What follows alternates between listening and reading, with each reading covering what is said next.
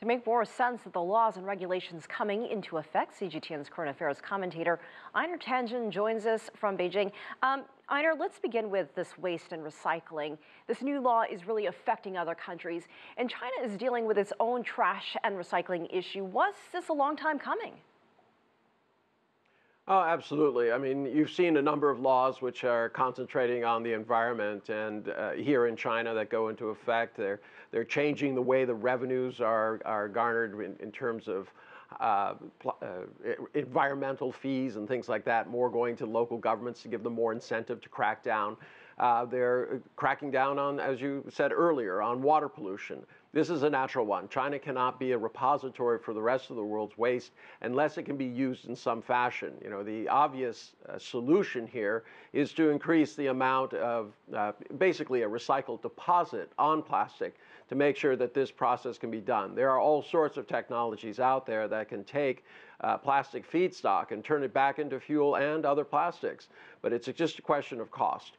You mentioned this is all connected to China's overall environmental laws. We also want to mention this new nuclear law, food safety law. You mentioned the water law. What is the goal? Can we see things turn around in 2018? How much of an impact will this have, an immediate impact? Well, I mean, there's going to be some impact in terms of jobs. I mean, all of these industries had different aspects which were allowing environmental polluters to go on. But, you know, this change from quantity to quality to trying to create a China that's more livable has invariable consequences. And so this is what they're confronting.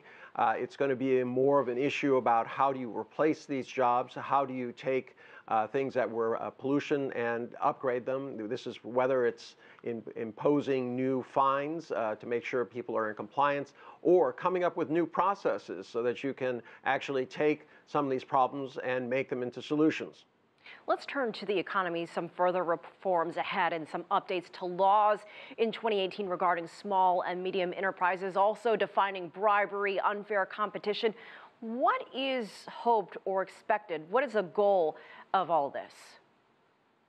Well, you know, Elaine, as we've talked many times, 80% of the new jobs are being created by these small and medium-sized enterprises. They're really the future lifeblood of China. Yes, the SOEs will play a part, but it's a kind of a macroeconomic thing. In terms of real growth, this is where you have to start.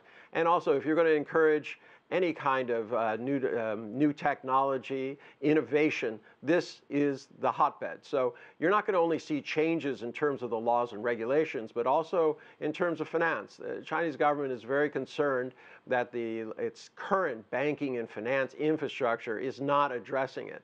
You've seen all sorts of things that are going to change in the future. There are cybersecurity laws.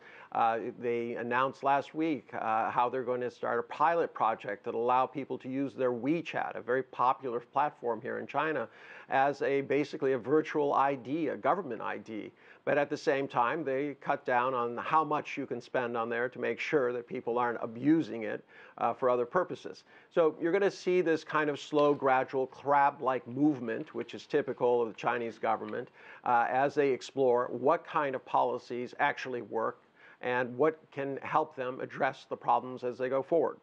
All right, looking ahead to 2018, Einar Tangen, always great to hear your insight. Thank you for joining us.